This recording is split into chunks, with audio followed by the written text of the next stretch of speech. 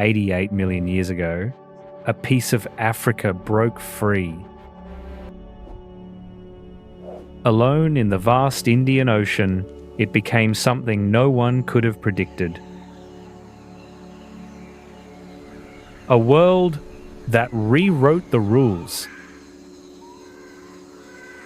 But this isn't a story about geology.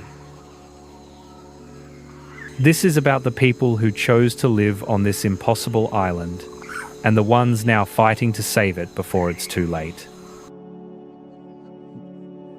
These seeds? 1,000 years old.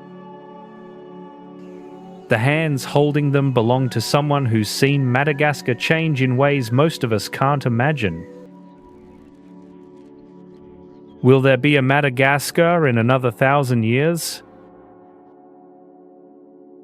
That depends on you.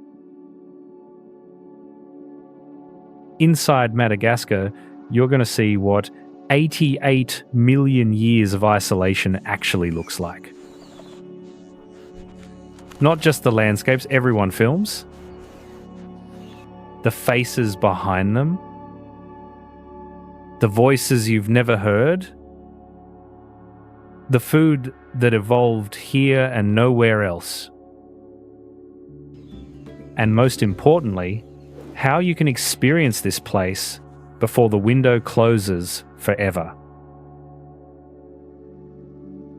From razor-sharp stone forests, to baobabs older than civilizations, to food that evolved here for 88 million years. Through the eyes of the people living and protecting it. When Madagascar broke free from Africa, it didn't just drift away. It took with it a fragment of the ancient world, and then spent 88 million years rewriting the rules. No lions. No elephants. None of the wildlife that makes Africa famous. Instead, life here went rogue. Picture this, an evolutionary laboratory the size of France, completely cut off from the rest of the world. While Africa was developing its megafauna, Madagascar was experimenting with something entirely different. Something that exists nowhere else on Earth. And you're about to see exactly what I mean. Lemurs that sing like whales. Trees that store 1,000 years of water in their trunks. Chameleons smaller than your fingernail. Forests made of stone sharp enough to slice through bone. This isn't adaptation. This is reinvention. And the people who call this place home, they learned to read landscapes that would kill most of us within hours. They built cultures around trees that were ancient when Rome was founded. They created cuisines from ingredients that evolved alongside them for millennia. But here's what the nature documentaries miss. Madagascar isn't just strange because of its wildlife. It's strange because of what happens when humans choose to build their lives in a world that operates by completely different rules. This is Madagascar. Not the postcard version where lemurs pose for cameras. Not the nature documentary where everything is beautiful and simple. This is the real one. Where survival and beauty dance together. Where every choice is impossible.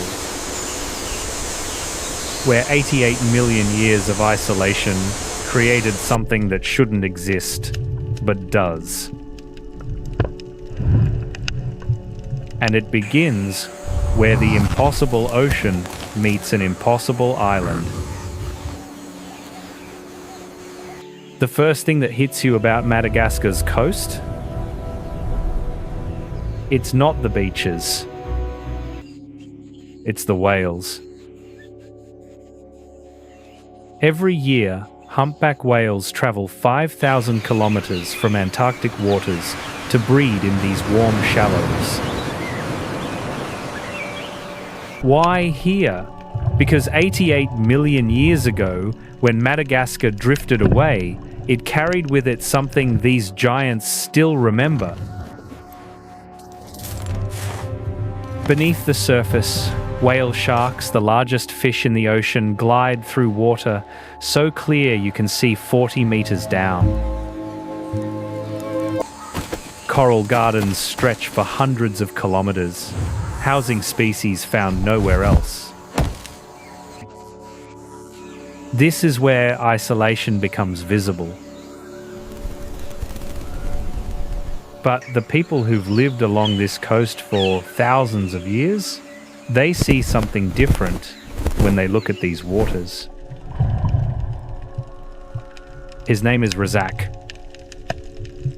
His family has fished these waters for 7 generations. And when I asked him what makes Madagascar's ocean unique, his answer surprised me. The ocean gives, but only to those who respect it. My grandfather taught me, never take more than the tide brings. Never fish during breeding season.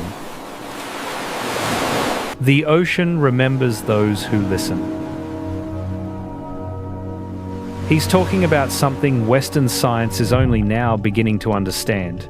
Sustainable fishing practice not from policy, but from memory passed down through centuries. Watch how he reads the water.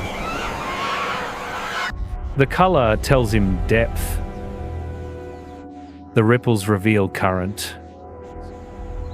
The birds overhead signal schools of fish below. This isn't just fishing. It's a conversation that's been happening for millennia. But even ancient wisdom has its limits. South of here, something's changing. The mangrove forests, nature's nurseries, where juvenile fish grow before heading to open water, they're disappearing. Not from natural causes, from necessity. This is where it starts. Families need charcoal to cook. Communities need land to grow food. Villages need timber to build homes. The question isn't who's right or wrong. It's how do you balance one woman cutting mangroves to feed her children isn't the villain. The fishing community losing their nursery grounds isn't at fault. This is what happens when poverty meets paradise. And that question, how to balance survival with preservation, that's the thread we're going to follow through this entire journey. Because Madagascar doesn't give you simple answers. It gives you impossible choices and the people trying to navigate them. From the coral reefs to the mangrove forests, the coast of Madagascar is where you first see it. A world where nature and humans are still dancing together. Sometimes in harmony. Sometimes stepping on each other's toes. From the coral reefs where whales gather, we journey inland. 100 kilometers from the ocean, the Earth turns red like Mars. The rocks sharpen into blades. And there's a forest made entirely of stone. Stand at the edge, and you'll understand immediately. One wrong step here can kill you. Tsingy. In the Malagasy language, it means where you cannot walk barefoot. Millions of years of acidic rain carved these limestone layers into forests of knives. Some rise 70 meters high, sharp as razors, stretching for hundreds of square kilometers. Stand at the edge of Tsingy, and you feel it immediately. One wrong step. That's all it takes. The rocks don't forgive. They just wait. Yet the Malagasy people learned to read these stones. I met a guide named Rakoto. His grandfather taught him to navigate Tsingy when he was just 8 years old. And what he told me changed how I see this place. The rocks will teach you if you listen. Every crack, every shadow tells you where to step. I was scared at first. But now, this is where I feel most alive. Generations teaching generations, not through books, through experience, through scars, through respect, and now they're sharing that knowledge with the world. Not to conquer Tsingy, but to coexist with it. Tsingy will kill you if you're careless. But most of Madagascar's residents, they're far more interested in dancing than danger. Remember when I said Madagascar created something that exists nowhere else? Here's the number that proves it. 90% of the wildlife here. Only here. Not in zoos. Not in other countries. Only Madagascar. Lemurs, the island's mascot, come in over 100 species. From ones as small as your thumb to ones the size of a house cat. They sunbathe like they're doing yoga. They leap like ballet dancers. And they call out like lemurs. The Sifaka lemurs move by hopping sideways. Nobody knows exactly why. Maybe because it looks cool. Then there are the chameleons. Madagascar has 2/3 of the world's chameleon species.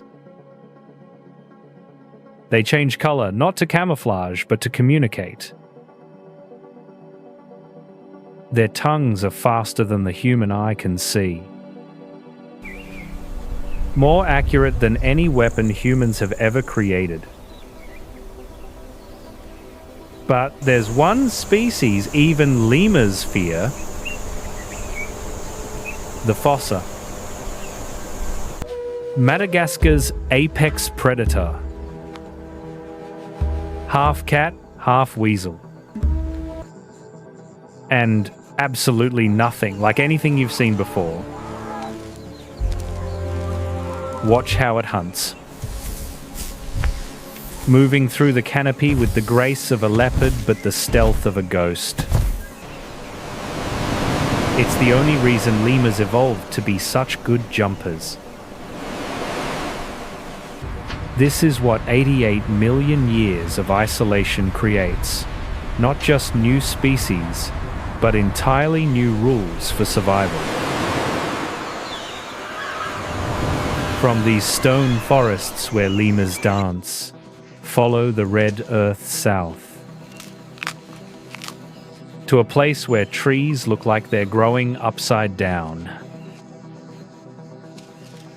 Trunks so massive it takes 15 people to wrap their arms around them. Some have been standing here since before the pyramids were built. The Baobabs. Nature's water towers. Storing up to 120,000 litres of water in their trunks. In a landscape where rain might not fall for 8 months, that's the difference between life and death. Some have been standing here for 1,000 years. That means they were saplings when William the Conqueror invaded England. They were mature trees when the Mongol Empire fell. They've watched civilizations rise and crumble. For centuries, travelers used them as landmarks. Communities sheltered beneath them. Healers harvested their bark for medicine. Children played in their shade. But something's happening to these giants. Remember the mangroves? That was just the coast. Up here, in the highlands, ancient baobabs are dying. Not from old age. From chainsaws. The crisis is spreading. Madagascar has lost 90% of its original forests. Baobabs that stood for centuries are falling in minutes. Some species might be gone within our lifetimes. But while some cut them down out of necessity, others choose to plant them. There's a woman named Farah, botanist, community leader, but most importantly, tree planter. When I met her, she was kneeling in red earth, hands covered in soil, surrounded by seedlings, barely taller than her fingers. My grandfather told me, the trees don't belong to us. We belong to them. When I plant these baobabs, I know I'll never see them fully grown. They take 200 years to reach their full height. But my great-great-grandchildren will stand in their shade. They'll tell stories under these branches. And maybe they'll remember that someone in 2024 chose hope over despair. That's enough for me. And when you see this kids planting trees they'll never see fully grown, something shifts inside you. This is the real Madagascar. Not just a place frozen in time, but a place where people choose the future over the present. Where hope is planted one tree at a time. and it's spreading. Remember the elders' question, will there be a Madagascar in another 1,000 years? Here's someone answering it. Not with words. With soil under her fingernails. Conservation isn't just about trees and animals. It's about people, culture, the way of life that evolved here for 88 million years. And nothing shows that better than food. Step into any market in Madagascar and your senses explode. Colors you've never seen. Smells you can't identify. Ingredients that don't exist anywhere else on Earth.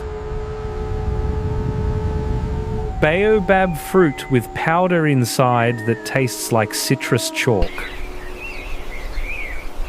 Breadfruit the size of your head. Spices that arrived with traders centuries ago and evolved into something completely different. But the heart of Malagasy cuisine, it's not exotic.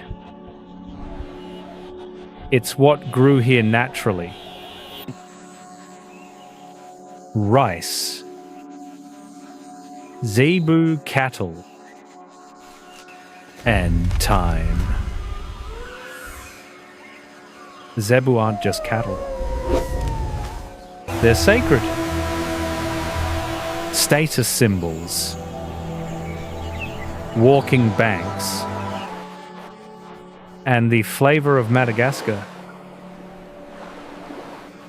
These humped cattle graze on wild grasses, herbs, and flowers that only grow here. That flavor, that terroir, if you will, it's impossible to replicate anywhere else. For 2,000 years, Malagasy families have raised zebu. Not in feedlots, not on factory farms. On open highlands where the grass tastes like Madagascar. And if you want to understand Malagasy food, you need to meet Mamie Rousseau. Grandmother. Community elder. And keeper of recipes that were old when her grandmother was young. This zebu, my family raised it. These greens, from my garden. This rice, grown where my parents grew theirs. When you cook like this, with your hands, with time, with love, the food remembers. It tastes like home. There's a philosophy here. Cooking isn't just feeding people. It's passing down memory, identity, the taste of a place that exists nowhere else. And speaking of ingredients that exist nowhere else, let's talk about vanilla. 80% of the world's vanilla comes from Madagascar. That vanilla in your ice cream? Probably from right here. But here's what most people don't know. Vanilla is one of the most labor-intensive crops on Earth. Each flower must be hand-pollinated, one at a time. In a window of just a few hours. Miss it, and that flower produces nothing. Then the beans cure for months. turning from green pods into the dark, fragrant vanilla we know. This isn't industrial farming. This is artisan agriculture at scale. And it only works because of traditional knowledge passed down through generations. So here's the moment of truth. After hearing all this, after smelling it, watching it cook, okay, that's incredible. The zebu is tender, almost sweet. You taste the highland grasses, the wild herbs, the smoke from the fire. But more than that, you taste time, care, 1,000 years of knowledge in one bite. This is what 88 million years tastes like. From the markets where food tells stories, we travel to a place where trees tell them. To an avenue that looks like it belongs on another planet. When you stand here at golden hour beneath these giants, you understand something fundamental about time. About scale. About how small we are and how brief our lives. Baobab Avenue, the most photographed location in Madagascar, and for good reason. 2 rows of ancient baobabs line a dirt road. Some are over 800 years old. At sunrise, they're silhouettes against pink skies. At sunset, they burn orange and gold. The baobabs standing here today, they were here when your great-great-grandparents were born. They might not be here for your great-great-grandchildren, unless we decide otherwise. This isn't just Madagascar's problem. When these trees fall, they take with them seeds that are 1,000 years old. Ecosystems that depend on them. Stories we haven't even discovered yet. What lives here exists nowhere else. When it's gone forever. But it's not gone yet. And that matters. Because right now, in this moment, you can still come here. Stand beneath these giants.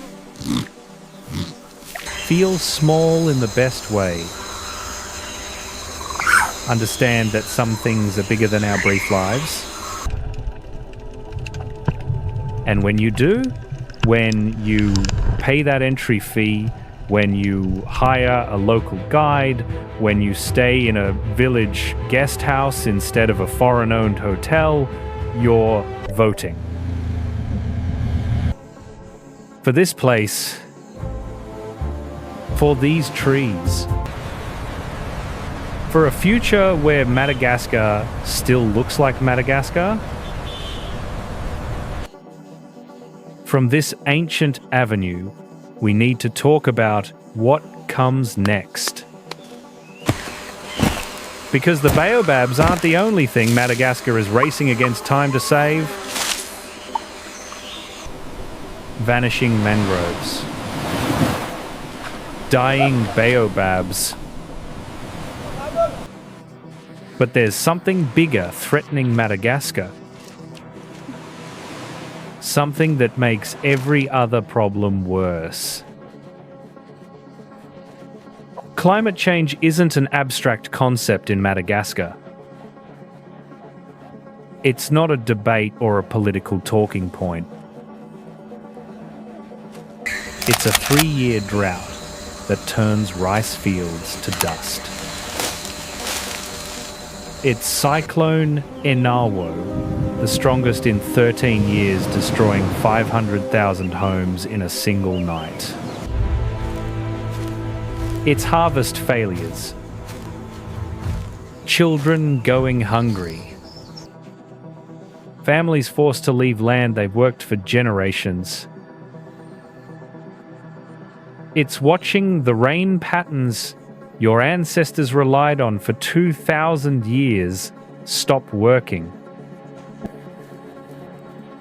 In the last 50 years, Madagascar has lost 44% of its forests.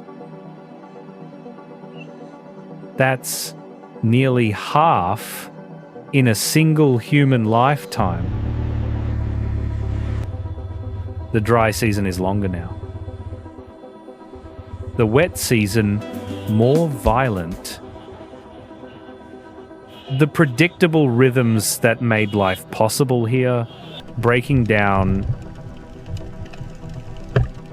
and for people living on the edge, there is no margin for error. No savings account. No insurance.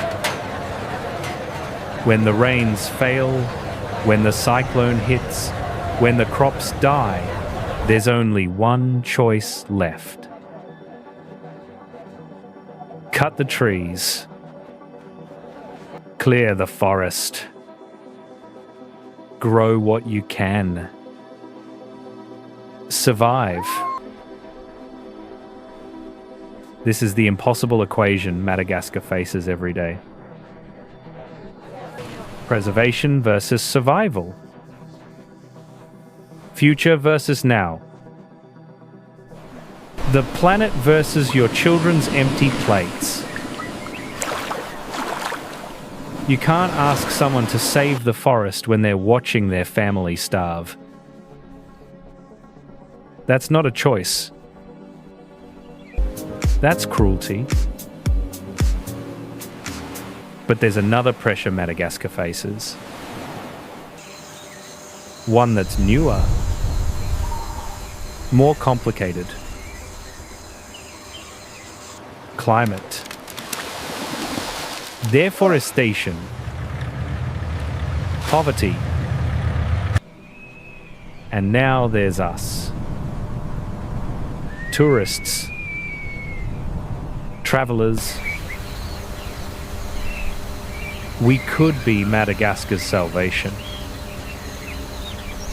Or the final straw. Tourism can save Madagascar. Or destroy it. It depends entirely on how we do it. When you come here, you bring money. That's good. Local guides earn income. Villagers have alternatives to cutting trees. Conservation becomes economically viable. But you also bring expectations, plastic waste, pressure on fragile ecosystems, the temptation to turn authentic places into Instagram sets. One experienced traveller told us something that stuck. Every visitor leaves a footprint. The question is, will yours help or hurt? Think about it. When tourists flood a beach, that beach needs hotels. Hotels need power, water, sewage systems. Suddenly you need roads. Then restaurants. Then, souvenir shops. Before you know it, the place people came to see, because it was pristine, untouched, authentic, doesn't exist anymore. It's happened everywhere. Bali, Santorini, Machu Picchu. Places loved to death. Madagascar is at a crossroads. Still beautiful. Still authentic. Still salvageable. But standing on the edge of that same cliff. Here's the thing though. Tourism done right isn't the problem. It's the solution. Stay in locally owned guest houses instead of foreign hotel chains. Money stays in the community. Hire local guides. They know the land. They need the work. And they become invested in protecting what brings you here. Visit during the right seasons. Respect the land. Don't demand experiences that damage what you came to see. Don't chase lemurs for photos. Don't take shells from beaches. Don't leave trash in forests. It sounds simple. Basic. But these small choices, they compound. When you pay that $10 to enter Baobab Avenue, you're telling Madagascar, keeping these trees alive is worth more than cutting them. When you hire a local guide, you're proving conservation can feed families. When you share these stories, the real stories, not just the beautiful photos, you're creating pressure for protection. Madagascar's future doesn't rest with governments alone. Doesn't rest with international organizations. Doesn't rest with NGOs or conservation groups, as important as they are. It rests with the people who choose to come here, or not to come. The people who choose to support it, or forget it. The people who choose to share this story, or stay silent. Every time you book a trip responsibly, you vote. Every time you support conservation efforts, you vote. Every time you choose to learn about a place before judging it, you vote. Your choices matter more than you think. Because right now, Madagascar is still here. The lemurs still dance in the stone forests. The baobabs still stand against golden skies. The vanilla still grows. The zebu still graze. The Malagasy people still plant trees for grandchildren they'll never meet. It's not too late. That's the message I need you to hear. Not it's hopeless. Not we're doomed. But we still have time. The future isn't written yet. And you, yes, you watching this right now, you're part of writing it. What happens next isn't up to politicians in distant capitals. It's up to every person who decides this place matters. Who decides beauty is worth protecting? Who decides some things are bigger than convenience? It's up to you. Madagascar is the only place like this on Earth. When it's lost, there's nowhere that can replace it. But it's not lost yet.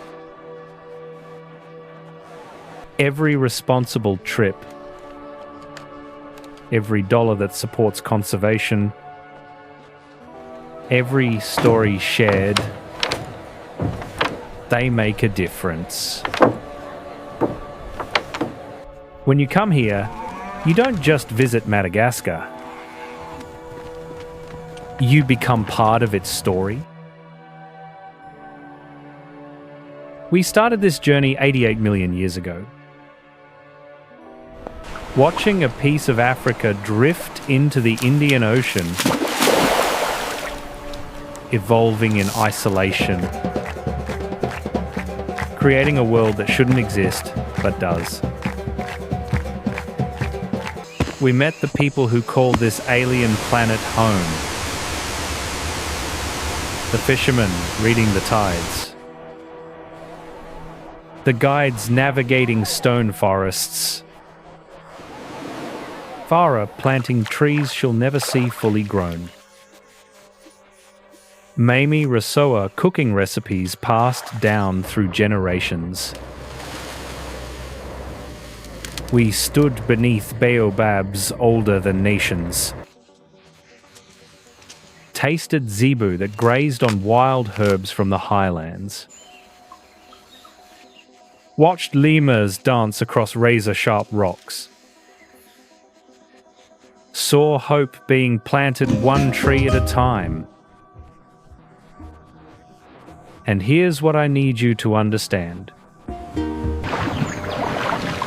That elder asked me, will there be a Madagascar in another 1,000 years? I think there will. Not because it's guaranteed, but because people like Farah are choosing it. Because travelers like you can choose to support it. Because the choice still exists. The answer depends on you. And that's not a burden.